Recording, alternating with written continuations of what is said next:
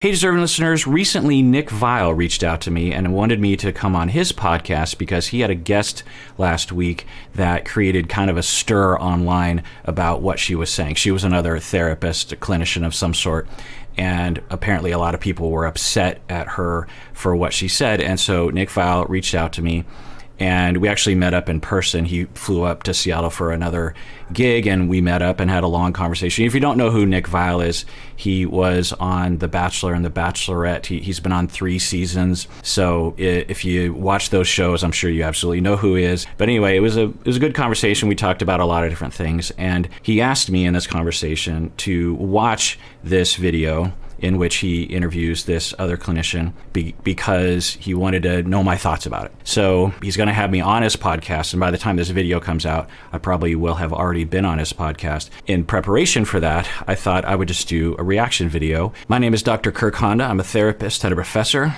Let's see what comes out of my face as I watch. So are you able, I think our biggest question is to help us understand, last week, there was a doctor who diagnosed Amber Heard with, what was the diagnosis? It was histrionic personality disorder was one of them. Okay. And borderline personality disorder was the other. So what does that mean? Because I think a lot of people, including myself, were first kind of like, oh, she's got multiple personalities, or, I think there's a lot of ignorance around that, which I don't think is the case. So what does that mean? And I guess, other than being like, oh, Amber Heard's crazy, is it that simple? Personality disorders are so difficult to understand, and each individual personality disorder is difficult to understand. I reduce it down to a disorder in perception. So we all have perceptual problems sometimes. Our partner looks at us a certain way and we misinterpret it. Well, people with personality disorders, they severely and consistently misperceive others. And if they have a severe enough version of the personality disorder, they are not receptive to data that contradicts their conclusion about someone. So with borderline,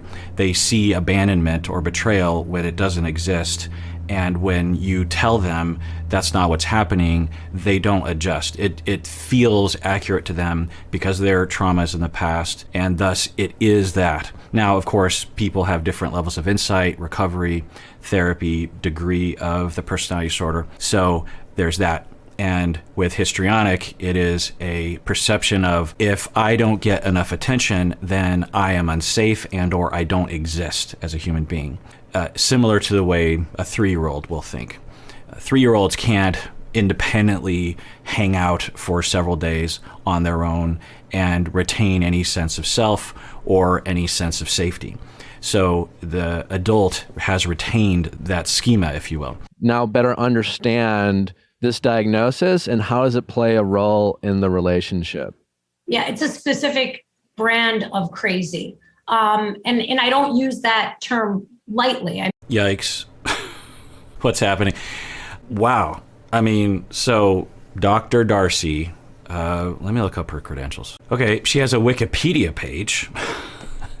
Dr. Darcy Sterling, an American clinical social worker. So she must have an additional doctorate, because usually clinical social workers are master's level people, but you can continue to get a doctorate. But I don't know what her doctorate is in. It says that she is on a lot of different shows, and she's the former global ambassador for the dating app Tinder, and one of the most widely quoted relationship therapists in the country. By who? Because I have never heard of her. Well, I guess it depends on what field, right? If we're talking about the academic and research field, there would be a whole long list of individuals. So I'm guessing on Wikipedia, they're referring to her being quoted in newspapers and articles. So I don't know. Just that first statement, its own brand of crazy. I don't hear lay people talking that way anymore. But anyway, reserve judgment. Let's watch. I mean, people with those 2 personality disorders are very, very sensitive to rejection and abandonment.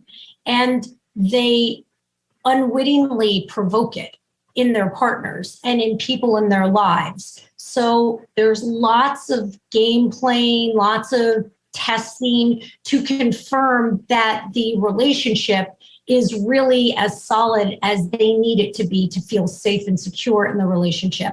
And the defining characteristic of both of those personality disorders is the person feels emotions very, very intensely. So heightened sensitivity to emotions. Yeah, great. Oh, I was worried. I was like worried that I was going to be trashing on someone else's expertise in their career, but all this is exactly right. It's not exactly the way I would put it, but it is.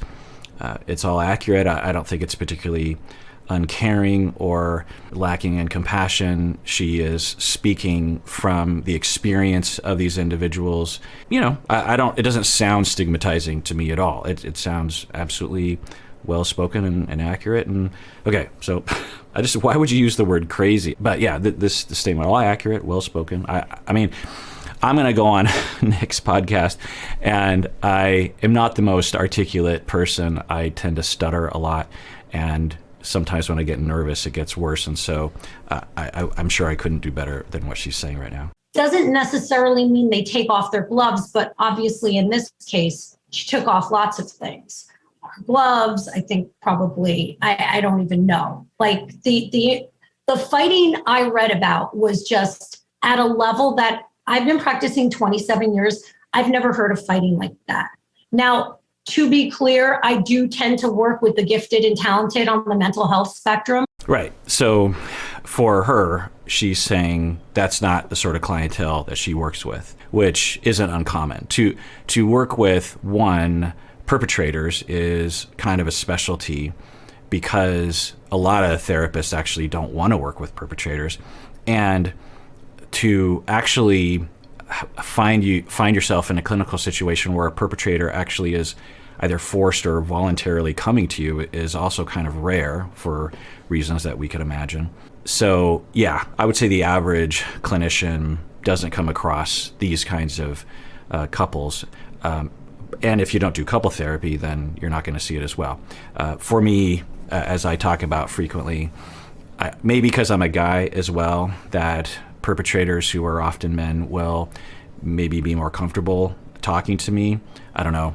But I, early in my career, worked with a DV group, and they actually wanted a therapist to come in and be an adjunct to the group therapy, trying to deprogram these court-mandated perpetrators because they broke a law, they were caught, they went to court, they were convicted, and they were forced to come to this group. So I learned a lot there, not only from the clinicians that were specialists in intimate partner violence, but also from the perpetrators themselves.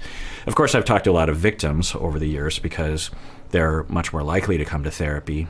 And I've also treated a lot of couples that definitely had mutual abuse or abusive in one direction or the other. I think couple therapy, if you specialize in couple therapy like I do, there's a greater likelihood you're going to come across that. A common scenario is in an abusive relationship and one person is dominant.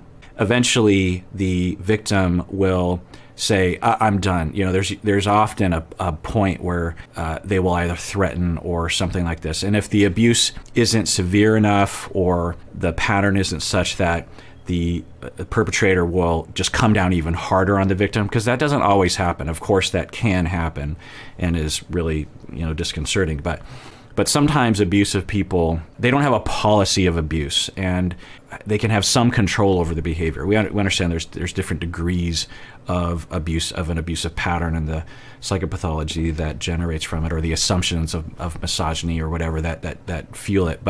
And then this person, the victim, will say, I'm done. And then one or both of them will say, let's go to couple therapy. Sometimes the perpetrator will say, well, what if we go to couple therapy? Will you not leave me then? Or the victim will say, I'll only stay with you if we go to couple therapy. And then they end up in my office. This isn't the typical couple, but it certainly is common enough that I can think of, 5 off the top of my head that I've seen over the past, 10 years or something.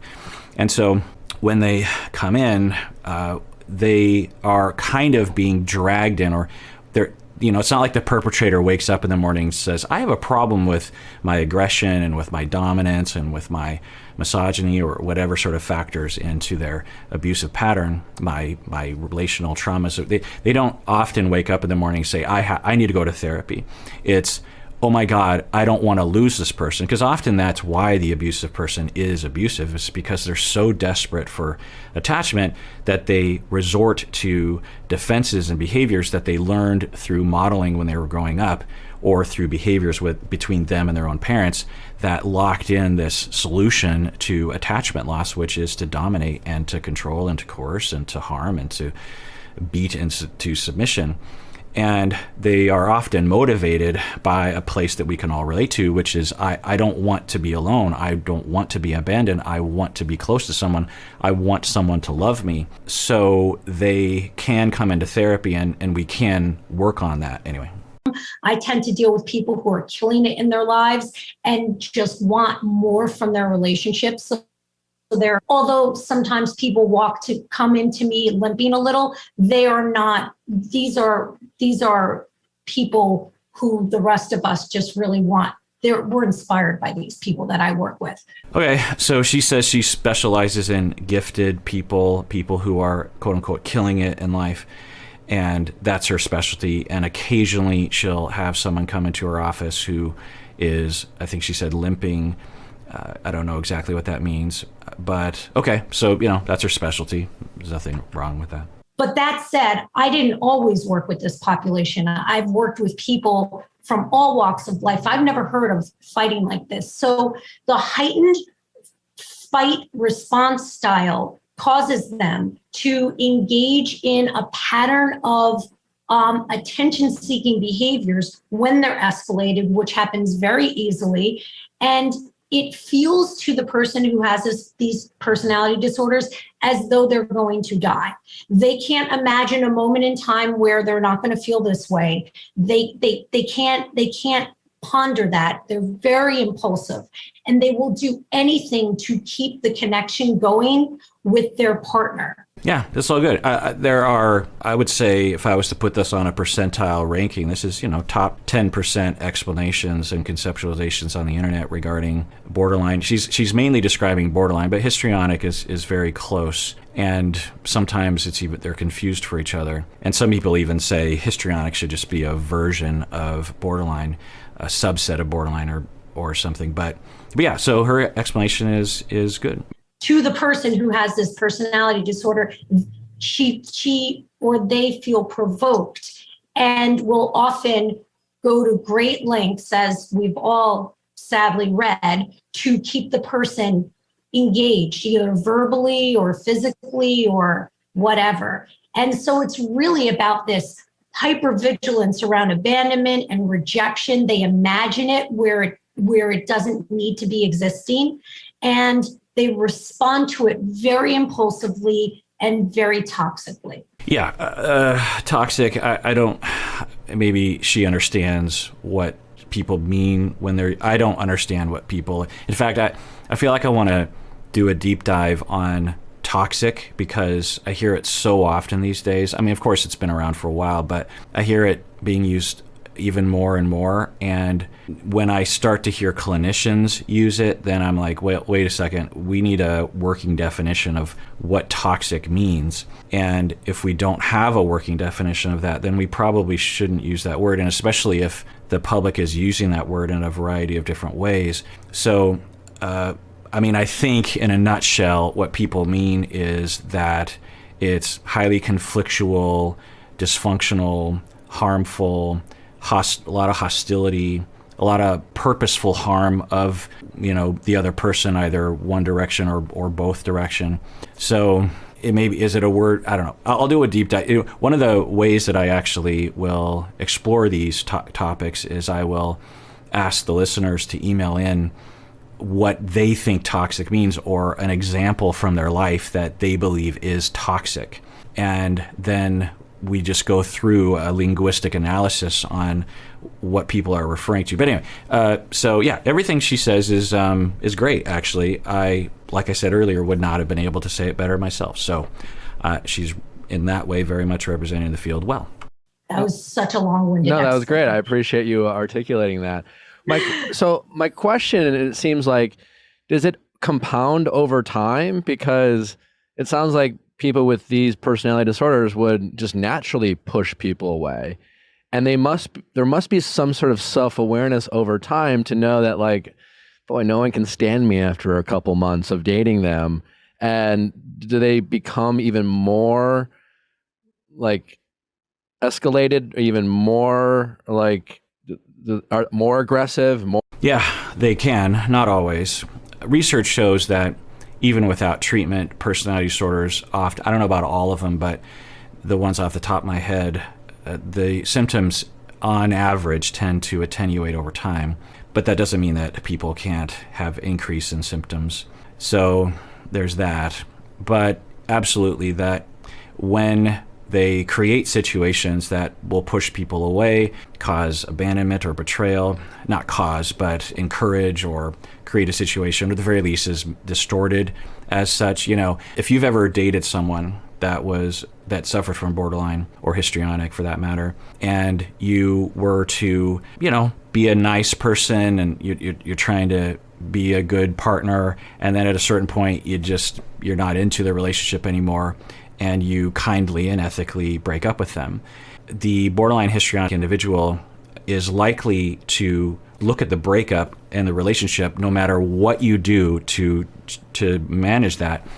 They will look at the relationship as a massive abandonment and betrayal by you, that you did 100 things in an extremely hostile way. They will see things and spin things in a way that conforms to that assumption. They might even try to provoke you into doing things that will agree with the way that they feel like things are going. And when you hear someone with borderline or histrionic describe a past relationship, you always just have to take it with a grain of salt, because the distortions could be severe. As I always say, I want to caveat this with the fact that many people with borderline and histrionic have insight, have recovered, have healed, have gone to a lot of therapy, have done a lot of self-help, have done a lot of learning, have gone to DBT, and don't do this sort of thing. They might have an impulse, but they know to not have those assumptions about other people and their experiences. So I'm not saying everyone that suffers from this is like this. It depends on insight and recovery. But yeah, they will often not be aware of why they're doing these things. And underneath their defensive structure is a vast sea of self-hatred. It's true for borderline, it's true for histrionic, and it's true for narcissism. That below that defensive structure that they engage in, whether it be just kind of surviving the day or misperceiving things, distorting things to fit the narrative, if they can't engage in those two modes of defense, they fall into a deep, deep, deep abyss, hole of nothingness. I mean, depending on the severity, but if people have severe borderline histrionic narcissism, they don't necessarily have low self-esteem. They have no self-esteem. They don't even know who they are, what they are. So there's nothing to stand on. And trying to explain this is hard, and I'll just briefly, because I've described it in length a lot of other times. But for me, since I was raised well enough, when, say, someone criticizes me online, I, for the most part, have the ability to go to my core, my basic self, if you will, and rely on that to contradict what I am getting. You know, if someone's just like, Dr. Kirk Honda is a piece of crap, he doesn't know anything, he should read a book, he's a mangina and a cuck and a whatever. Those are the common things. And I have the ability to say, no, I know myself. You can criticize me. You know, there are things that I do that you can I talk too much. You know, I'm long-winded. What else? I'm kind of a know-it-all, which, you know, isn't pleasant to people around me. But so, you know, there are things that you can criticize me for. But, you know, those things, I can rely on a sense of who I am and a self-esteem, something to stand on. For people, particularly beyond a certain threshold of those personality disorders, they don't have that. And so when they get criticism, or even just a slight criticism, or an indication that maybe a criticism is happening, like just a look on someone's face, or the possibility of a criticism happening, they go into a panic, and it emotionally feels like they are falling into a black fog that they will never emerge from. And so they very quickly scramble to their defenses. And when they think, oh, this might be my fault, then that opens the door to this abyss, and they have to quickly shut it because it's too scary. If I'm on a date with somebody and we have a disagreement and that person hangs up on me, I'm probably, there's going to be a big consequence to the fact that the person even hung up on me, let alone calls me names, let alone escalates the volume of their voice, let alone breaks things or threatens to break up. So what these people wind up doing is they repulse healthy people, and the people that they surround themselves with are sort of people who will tolerate this. They know that that's the price of admission to be in a relationship with these people. Yeah, absolutely. This is true, but not always, of course. She is proposing a dichotomy between what she said crazy people and non-crazy people. And sure, I certainly have used simplistic language like this to demonstrate a point. But just to react to that, let's just say that there's a spectrum between having some sort of personality disorder and higher degrees over here on one end, and then the absence of any hint of a personality disorder on the other end. Meaning that you have a very secure attachment style, you were raised really well, your relational traumas were extremely minimal, and you have good self-esteem, that you have some flaws, you can withstand criticism, you have the capacity to be vulnerable and to love others, and even have that occasionally rejected and it doesn't destroy you, all those kinds of things. So we have these two ends of the spectrum. Someone over here with a high degree of personality disorder and a tendency towards borderline tendency towards dominance and reactivity can absolutely be involved with someone who has secure attachment. And the securely attached individual either might feel it's their duty to try to help because they might know that their partner has been through a lot, or they get roped into something and they become dominated, and it's impossible or very hard for them to get out of a relationship because there's not a lot of awareness or support for these people. So the notion that if you are involved with someone with a high degree of personality disorder indicates there's something about you that it matches that level of pathology is on the average generally true, but not always, of course. But I'm not criticizing what she's saying. What she said was totally fine, and I'm going on his podcast tomorrow. By the time this video airs, I'm sure it'll be in the past, but I'm quite positive that I will be a stuttering fool. So,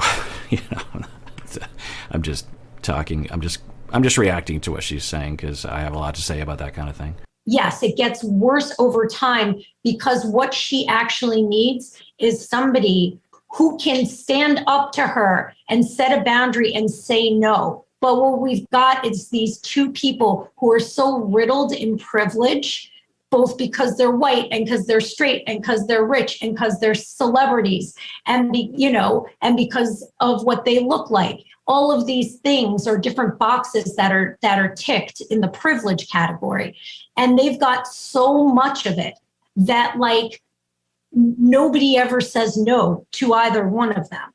And so together they were just like an atomic bomb. Okay, interesting. I've, of course, recognized their privilege in all the ways that Dr. Darcy lays it out.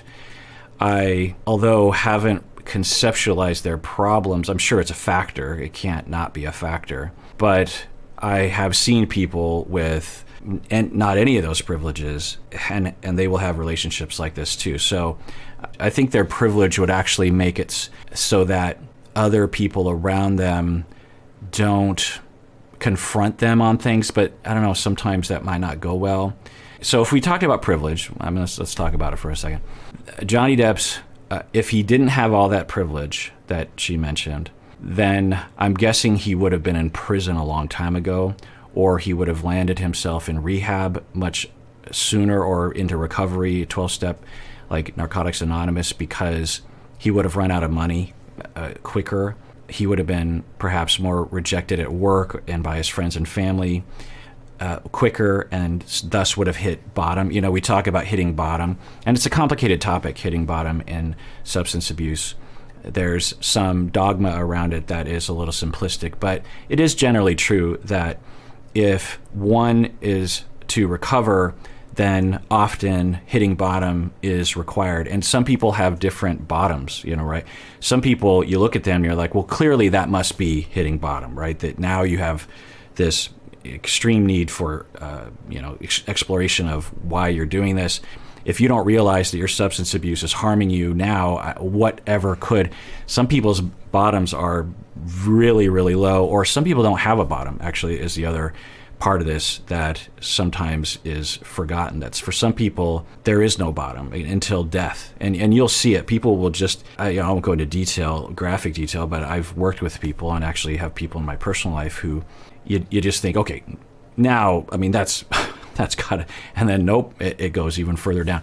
So I'm guessing that Johnny Depp's privilege protected him in a big way from that. You could also argue that it might have protected him from any accusation or consequence regarding the violence that he did participate in.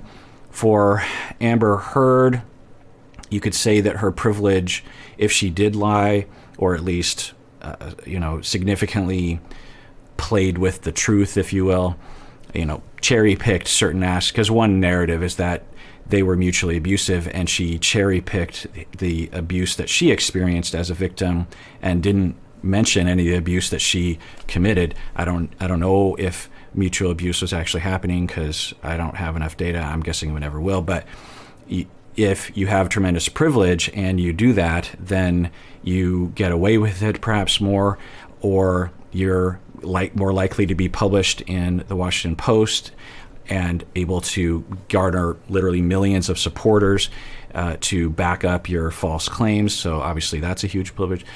But in terms of just how the violence and the relationship played out, it looked so typical to me. Like, yeah, it's especially the stuff that I'm hearing that I haven't watched the Amber Heard testimony yet, or the Johnny Depp. I've only seen little clips. I'm still working my way through the trial, but from the little bit that I've heard, and I think they referenced it, it is on the extreme end for sure. But I've seen worse. I've heard worse stories, extremely worse stories from clients that would blow your mind in terms of what people are capable of, the cruelty that some people are capable of. That's more on the psychopathic, sadistic level, meaning that they actually take pleasure in harming others and or have no remorse for other people's feelings. At least that's the way I see it. But another thing that she said is that Amber Heard, who if has borderline and histrionic, needs someone to push back, needs someone to draw a boundary with her.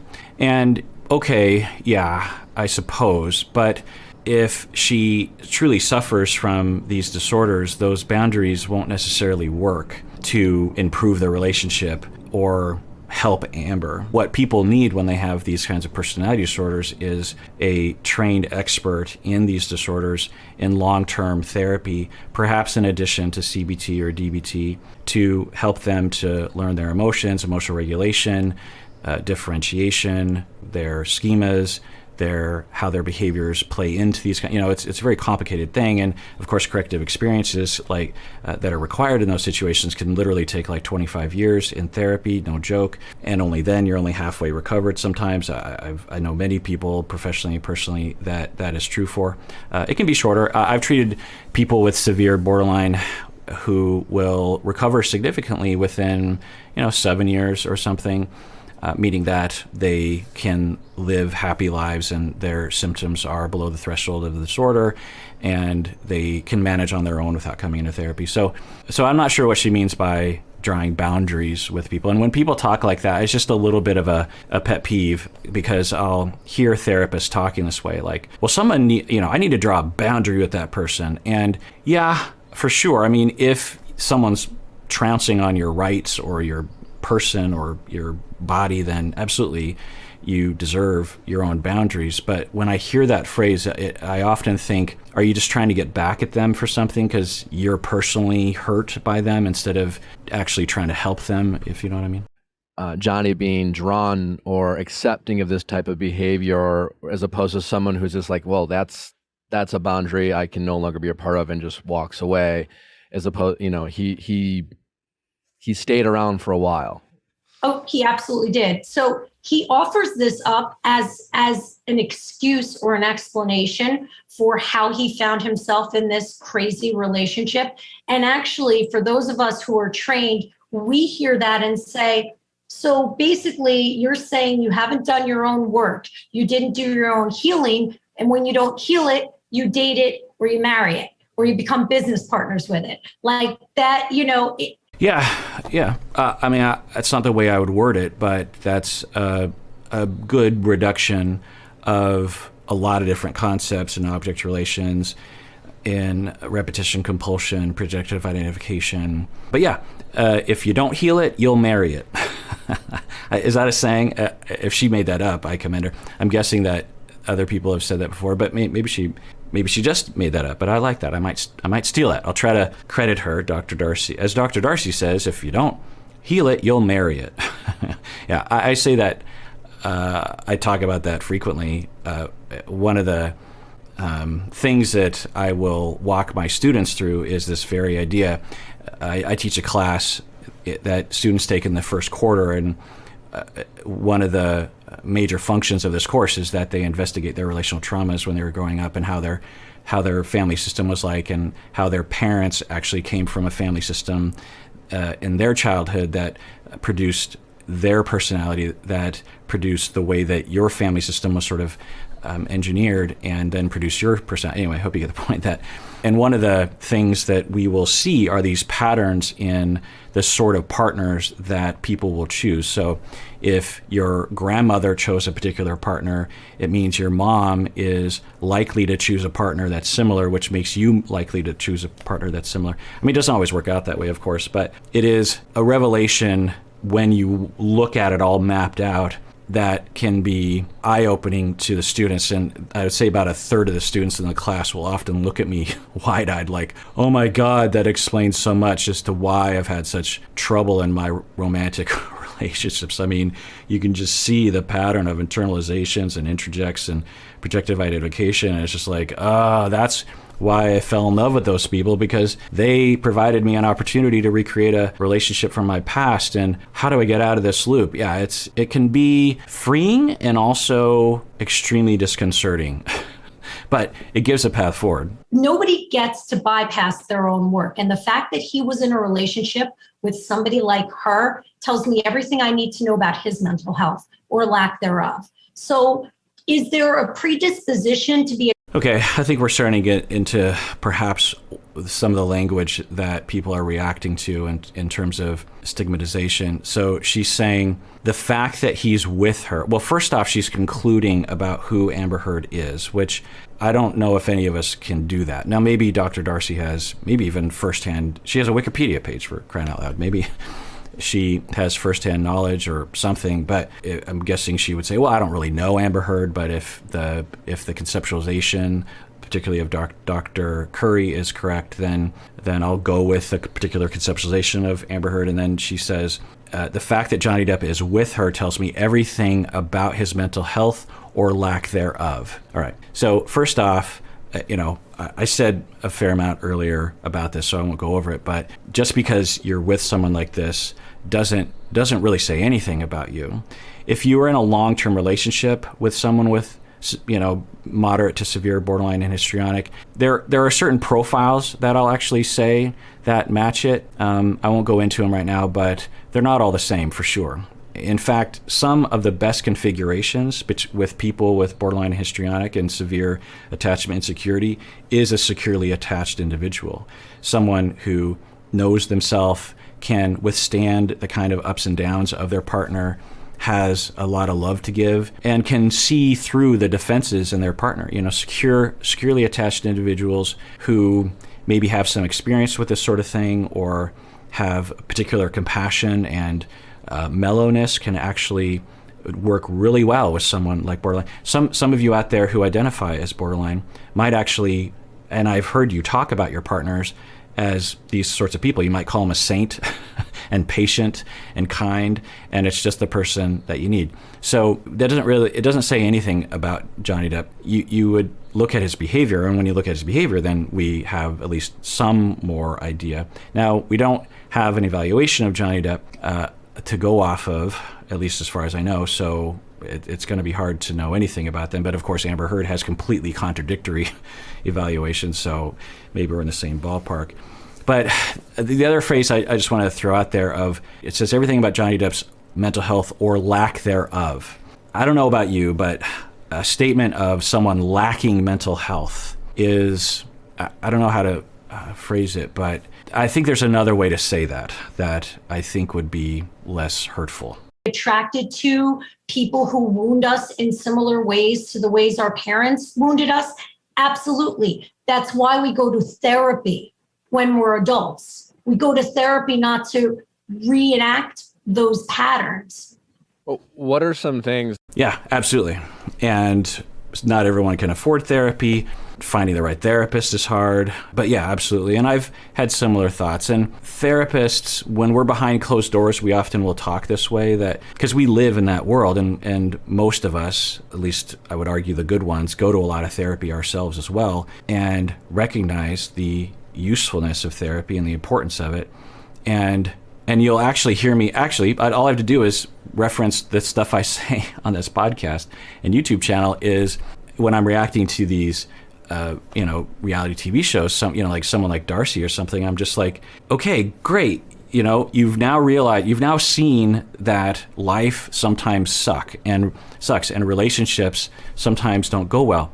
Go to therapy, more than one session, right? Like I always say this, like if you have a broken arm, you fall off the roof and your arm is clearly broken, you don't just sit at home and go like, well, c'est la vie. You go to the physician, you go to the hospital. Well, the same is true when you have issues with attachment and relationships, or mental health more broadly, you go to the proper clinician. And of course, we have so much stigma or lack of access or lack of tax dollars to pay this for this sort of thing, or insurance companies that don't allocate the money for it or whatever, that people just don't go. And so if you're sitting at home with a broken arm and you're like, I don't know, I can't help you with dinner because, I have this broken arm. And you're like, well, go to the hospital so you can function as a human being. And, I've said that too. But having said that, there's a huge caveat to that, which is that people, because of their issues, will not seek out therapy. It's a catch-22. In order to go to therapy, they have to kind of recover from some of their issues.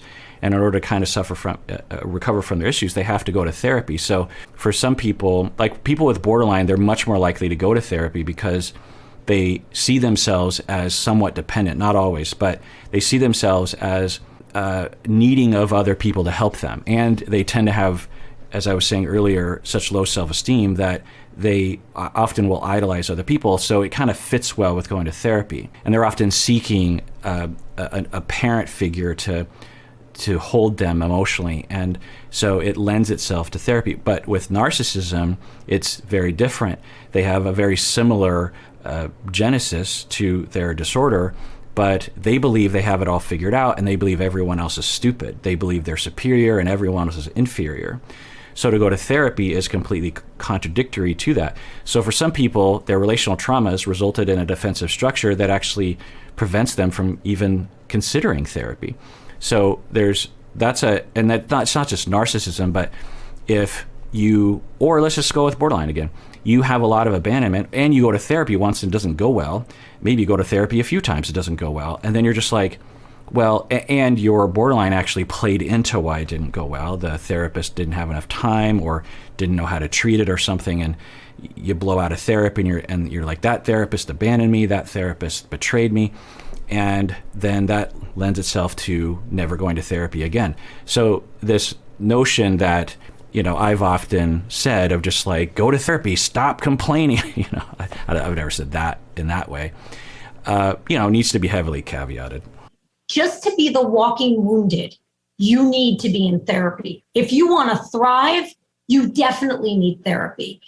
The idea that some of us have come out of childhood having hit the childhood lottery and don't have wounds is a level of I don't know. I don't know if it's willful ignorance or if it's naivete or if it's arrogance or grandiosity, but none of those look good to me. Yeah.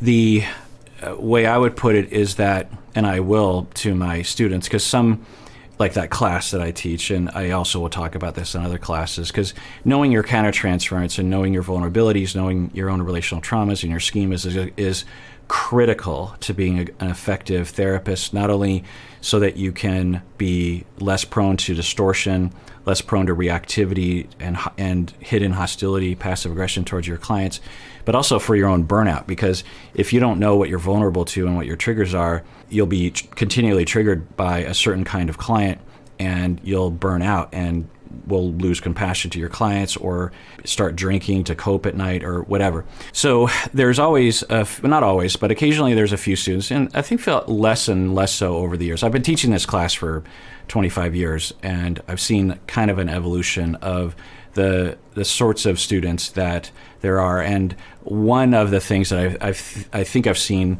reduce over time are the proportion of students who will claim that they had a wonderful childhood and there's nothing wrong and everything's fine and there's really nothing to analyze. And at the beginning, I didn't really know what to say to these students. And when I first started my career, because I'm like, well, yeah, I mean, I don't want you to make up stories in your family that are negative. If there are a lack of negative experiences in your family, then, then that's all that you have to say. I'm not going to claim that everyone went through difficulties growing up. Certainly that's not true. But over time, I found that there are mainly two categories. One person they grew up in a family that looked really ideal from the outside and maybe for the most part on the inside. But there was an emotional distance. They sacrificed closeness for lack of conflict. And in that sacrifice, there's not a lot of warmth. There might have been love and there might have been understanding of love, but not a lot of attention, not a lot of involvement, not a lot of dependence on each other. Family members depend on each other. When they're hurt, when it's a well-functioning family, they go immediately to their family members and say, I'm hurt, or someone hurt my feelings, or I'm scared. And some families are what we call disengaged, such that they don't do that, and they all kind of live in their own worlds. And the way that they will frame the difficulties in life has to do with things on the outside, because they're more involved with things on the outside: school, work, peers, other kinds of people. And so they might have some negative experiences, but it often has to do with these outside relationships, and often their main closeness exists outside of the family unit. And so they might understand that their family loves them, but there's not an impulse to reach out to them because there were clear messages growing up that that's not really what we do here. And so for those people, the realization is that the disengagement and the very early lessons learned, the schemas learned when you were 1 through 3 years old, that your feelings don't really matter and vulnerability isn't good. And avoidant attachment is the ideal. Independence is the ideal. Pathological independence is the ideal. And to have feelings means to be weak. And dependency on others is to be weak, and all those kinds of things. And so once we start going down that road, these individuals will often realize that in their core is a lonely core that longs for vulnerability and connection, but is terrified of it because they equate vulnerability and connection and dependency with being clingy or weak or just not good. So there's that style of student. Then there was another style of student that I found didn't have that, and they grew up in not a disengaged family. They grew up in a very well-balanced family, very loving family. But the things to explore for those students, I found eventually, was that, and this is the phrase I use in class, is that we've all been left. The phrase I use doesn't really apply so much anymore, but you'll get the metaphor or the common scenario.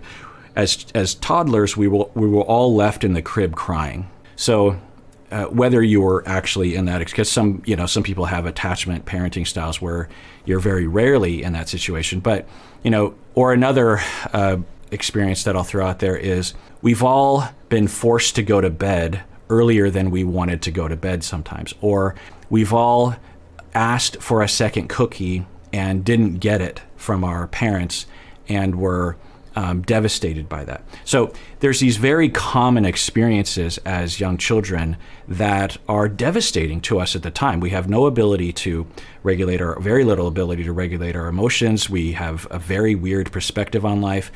And when your bedtime is at 8 o'clock and everyone else is still staying up and your older siblings are staying up and you don't want to go to bed and you're playing with your games and you're having fun, you don't want to go to bed, and your parents force you to go to bed, you see that as a massive betrayal. Now, of course, as parents, when you're doing that to your kids, you're just like, it's not a betrayal. It's 8 o'clock. It's bedtime. It's good for them. They need their sleep. They're going to pass out in 15 minutes anyway, because that's what they always do.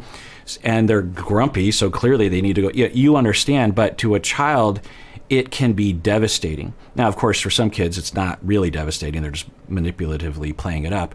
But it often can be legit devastating. Or when a child takes a nap, you put the toddler down, and you get up and you go to the bathroom, or you make yourself a sandwich, or you go on TikTok or whatever, and you just sort of a little bit of alone time where you're not having to deal with parenting. And you go around the corner, the kid wakes up, doesn't see you, and in that moment can feel like they were absolutely abandoned.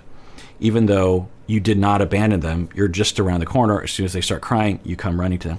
But in that 3-second window, there's a chance, not always, that they felt extremely abandoned. Now, that doesn't mean you don't do those sorts of things. It just means there are regular relational minor traumas that we've all been through that stung and stick with us to a degree.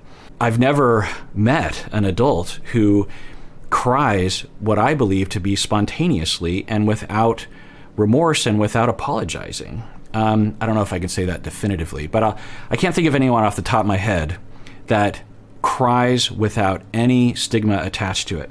And when we're young, we of course will cry without stigma attached to it. We just cry, right? Because that's what the body and emotions need to do. We just cry. But we learn very quickly that crying is wrong. Often, to some degree, it's weak, it's childish, and as adults, we have a hard time crying, which is really counter to our mental health. There's nothing wrong with crying. Crying, obviously, we evolved to do and is important for us, the same way that eating and sleeping and going to the bathroom and, all those things are important physiological experiences that we evolved for a reason, and crying, laughing is another experience. So I will talk about that. And those kinds of little lessons, little damages, little schemas that tell us that to be ourselves is to be wrong, or to be natural, or to be emotional, or to be vulnerable, or to be open, or to, whatever it was that we went through that taught us certain lessons that harm us. All of us have been through that. So even if you had, quote unquote, the perfect childhood, there's always something to analyze and recover from. It's wrong. We all come out of childhood with a little bit. We all come out with certain fractures and certain predispositions. Go into therapy, analyze your life, understand why you are the way you are so you can actually guide a partner. Had he done the work that he did, or that he should have done, that he didn't do, he would have smelled her and the familiarity of how she is such a close representation of his mother, if what he says is true. He would have smelt that a mile away, and he would have recognized that he was attracted to it the same way we're all attracted to certain people. Yeah, I would word it a little differently, just my style. But yeah, that's that. I wouldn't have said it so definitively that if he had gone to therapy and done the work that he wouldn't have been attracted to her, he would have been able to detect it. I wouldn't say it that definitively. Also, I don't know what Amber is really like. I don't know what Johnny Depp is really like. So I couldn't speak about them directly. I could speak about, like, it seems this way or that, but I wouldn't. But yeah, everything she's saying is great. And the message I often do not hear people talking about. So I'm glad that she's putting it out there. But when you've done your own work, you recognize that that is a person you can recognize that propensity to be attracted to that kind of person and talk yourself through it. You have to recognize your relationship patterns that come from your childhood and make different choices. But you can only make those different choices when you know what your relationship patterns are because you've looked at your childhood, And we don't all have to sign up for psychoanalysis. I don't do that stuff. We don't all have to sit on a couch and talk about our childhood experiences ad nauseum. Like a good therapist gets that out of you in like 4 hours and then can show you how your current day choices. Yeah, it's a pet peeve of mine that people, I guess including clinicians, will characterize talking about one's childhood as psychoanalysis. Psychoanalysis, the umbrella treatment protocol or style or practice, is varied. There are a lot of different styles of psychoanalysis because, of course, it's been around for 140 years, 42 years, and it has a lot of variability to it.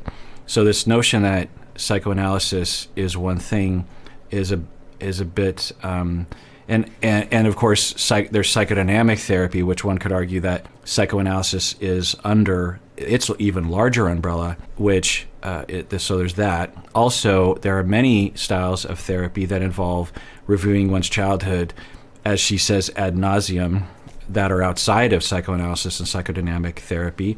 Certainly in humanistic therapy, you can do that. It's not generally the focus, but you could, depending on what the goal is.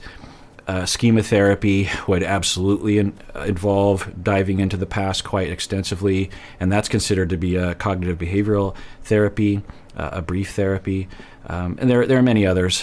And it's always kind of irked me a little bit that people will say this, like, well, I don't want to talk about my childhood or something, and I'm like, well, you don't have to. It's not like, I think what it comes from is this false notion that psychoanalysis involves only talking about your childhood. They don't want to, if you start talking about your current relationships, they're like, I don't want to talk about that. Tell me about why you wanted to have sex with your mother.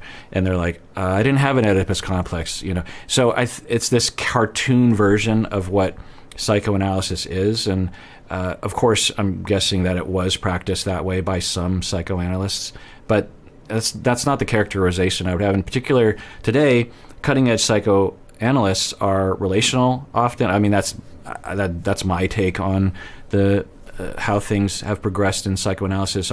They call them relational psychoanalysts, and they are extremely interested in the way you relate to other people, including the psychoanalyst themselves, and are often talking in the here and now the way humanistic therapists will talk, and the way contemporary psychodynamic therapy. Anyway, point is that, and Gestalt therapists will talk this way sometimes. Point is that it, So when I work with clients, I am open to all material. We can only talk about one's childhood. We could only talk about one's current life.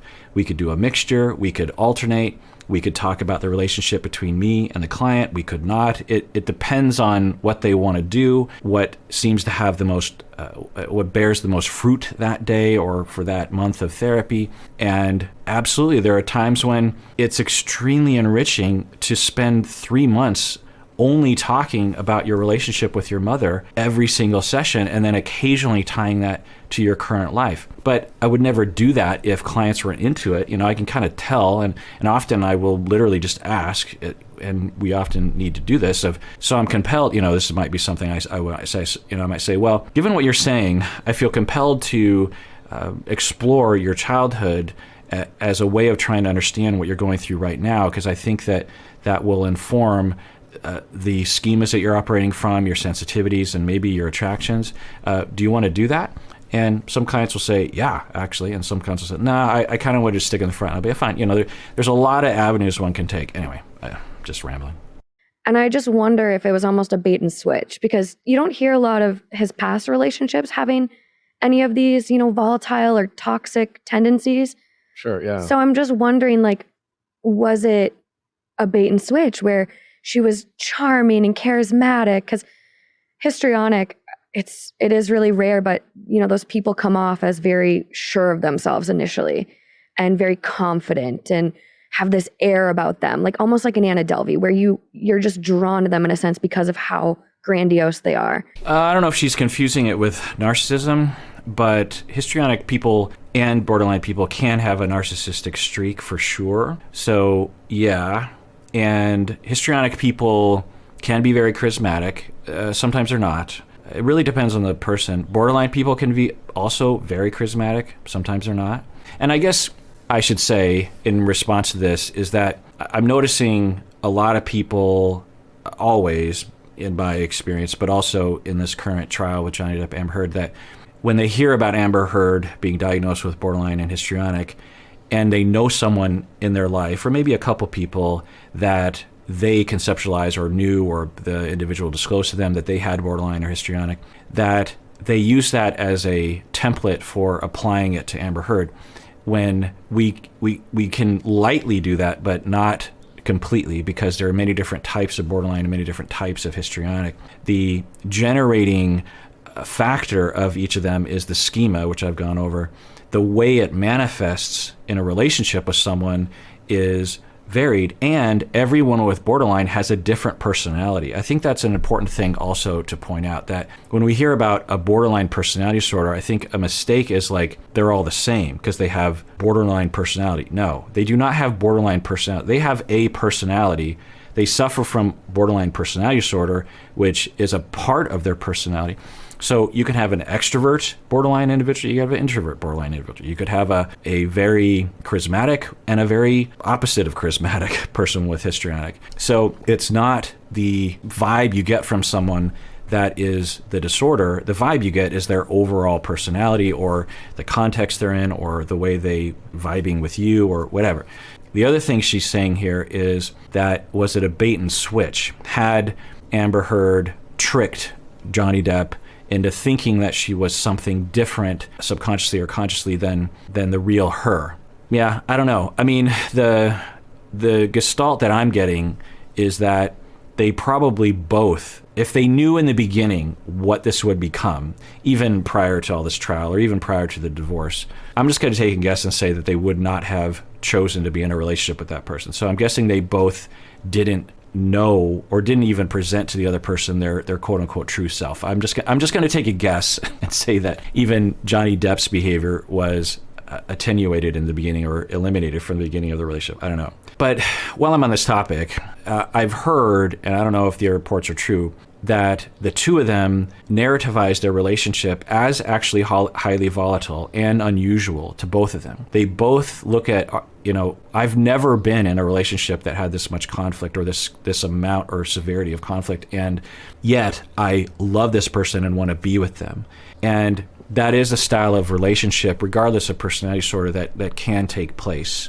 We could talk about why that is. There's certainly a lot of lay theories around this, like, that's the person that you're just most in love with. There are ideas of, like, when you're really in love with someone and they're the soulmate, then it always has a lot of volatility to it. And if you're in a relationship that doesn't have a lot of volatility, it doesn't have the passion that this other, and I don't agree with these lay theories, but they're out there. Maybe there's some wisdom to it on some level, but I would say, in relation to the whole thing between Johnny Depp and Amber Heard, that if I were to conceptualize it, if that were true, then I would say that the way they came together, they both gave each other an opportunity to work out their past demons in a very visceral, constant manner with each other.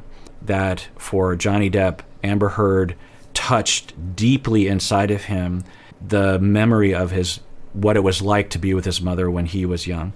And for Amber Heard, the same for Johnny Depp, that for her, when she was with Johnny Depp, it triggered in her a feeling deep down that reminded her of what it felt like when she was 2 years old interacting with her father.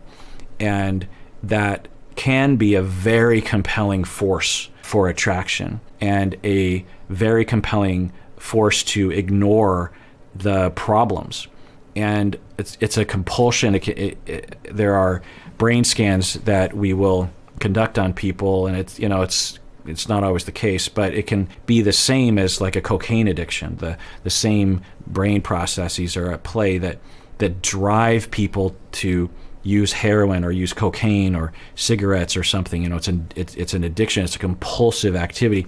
And you could argue that our addiction to substances is actually a hacking of that system that actually drives us to couple with people for various different reasons. Anyway.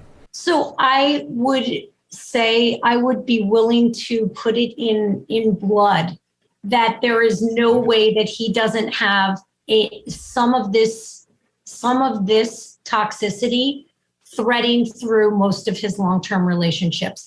And it may have been that these women were his exes were healthier than Amber, and they just didn't roll the way she rolls. Yeah, I mean, I think I understand what she's saying. And yeah, I would agree that for Johnny Depp, if, you know, who knows what's really happening, but if he has issues that seem to be on display with some of the testimony and things that we've heard, then the chance that somehow those just emerged out of nowhere when he was in a relationship with Amber Heard is not likely to be true. That they played a role in all of his relationships. He just wasn't triggered in the same way. The other possibility is that substance abuse typically will progress and become worse over time if you're not really in a strong treatment program or some kind of system that prevents you from going down that road. And so it's possible that that's another factor in how bad things got for him. Now, some would argue that Amber Heard and her abuse of him drove him and gave him another reason to use to escape, because we heard there's a lot of themes from his sister and himself and from Amber Heard herself that when push came to shove, so to speak, Johnny Depp would try to escape. That's what he did with his sister when he was young, trying to get away from his mother. They would go into their bedroom, and as an adult, we hear reports of him trying to get into the bathroom. And if you can't do that, then sometimes you'll just escape into numbness and substances. And some of you might even be able to relate to that. When you're in an impossible situation, it's like, well, I'll just check out with this set of drugs or this one drug because I don't know another way out of this situation. And of course, getting therapy, whether it's individual therapy or sometimes couple therapy or family systems theory therapy, that can help as well. Because, for example, if you're in a marriage where things are bad, of course, if it's abusive, then it's bad. But even just conflictual, then sometimes people they'll just throw their hands up, particularly over time, as you become demoralized, and just be drunk every night or high every night or something every night. All right, well, we'll have to end it there, and I'll pick up later with part 2. I had no idea I don't know. I had somewhat of an idea that I would yammer, but I didn't think it would take me more than one episode.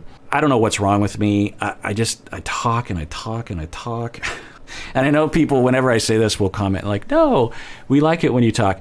I don't know. There's got to be a non-vocal minority of people that are like, get on with it. I mean, literally, sometimes my wife will say that to me, like, because she watches all these videos. She's like, yeah, you're a little lengthy. She's kind, so she'll say, yeah, most of the time you're great. But, there's a little bit of a yammering in this section that I was getting a little frustrated with. So, yeah, I apologize for that. But take care of yourself because you deserve it. You really, really do.